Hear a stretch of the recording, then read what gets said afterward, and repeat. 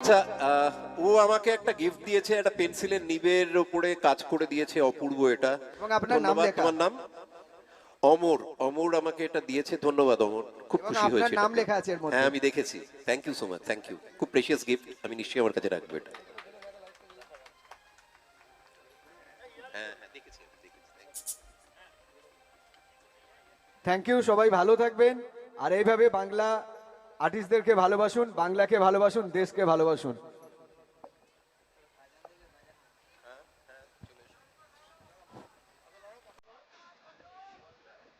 তোমার মন আর ভরবে না ভাই।